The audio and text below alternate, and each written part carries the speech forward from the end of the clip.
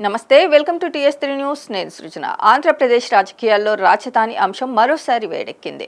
మాజీ ముఖ్యమంత్రి వైసీపీ అధినేత వైఎస్ జగన్మోహన్ రెడ్డి చేసిన వ్యాఖ్యలపై అధికార కూటమి నేతలు తీవ్ర స్థాయిలో ఎదురుదాడి చేస్తున్నారు. తాజాగా టీడీపీ ఎమ్మెల్యే సోమిరెడ్డి చంద్రమోహన్ రెడ్డి జగన్ పై ఘాటు విమర్శలు గుప్పించారు. అమరావతి అభివృద్ధిని అడ్డుకునేందుకు జగన్ కొత్తగా మావిగన్ అనే నినాదాన్ని తీసుకొచ్చారని ఆరోపించారు.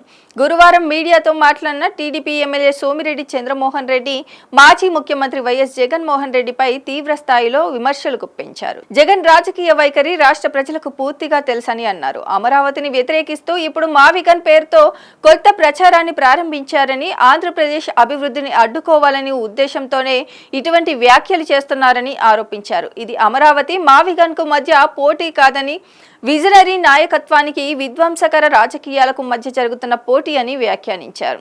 గతంలో అమరావతి రాజధానిపై ఎలాంటి అభ్యంతరం లేదని చెప్పిన జగన్ తర్వాత 3 రాజధానుల ప్రతిపాదనను తెరపైకి తీసుకొచ్చారని గుర్తు చేశారు. ఇప్పుడు అదే జగన్ మావిగన్ అంటూ మరో కొత్త నినాదాన్ని తీసుకురావడం ఆయన వైఖరిలోని అస్థిరతకు నిదర్శనమని అన్నారు. అసలు జగన్ ఏం మాట్లాడుతున్నారో ఆయనకే అర్థం కాని పరిస్థితి ఉందని ఎద్దేవా చేశారు.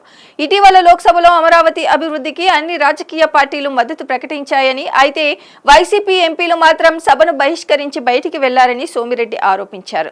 రాష్ట్ర ప్రయోజనాల కంటే రాజకీయ ప్రయోజనాలకే వైసీపీ ప్రాధాన్యం ఇస్తుందని విమర్శించారు. గత అసెంబ్లీ ఎన్నికల్లో 3 రాజధానుల నినాదంతో ప్రజల్లోకి వెళ్లిన వైసీపీ కేవలం 11 అసెంబ్లీ స్థానాలే వచ్చాయని గుర్తు చేసిన సోమిరెడ్డి ఇప్పుడు మావిగన్ పేరుతో ఎన్నికలకు వెళ్తే 1 లేదా 2 స్థానాలకు మాత్రమే పరిమితమవుతారని వ్యాఖ్యానించారు.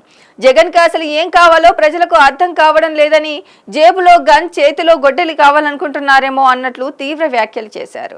రాష్ట్ర అభివృద్ధి కోసం అమరావతిని ముందుకు తీసుకెళ్లాలని ప్రజలు కోరుకుంటున్నారని ఆయన అన్నారు.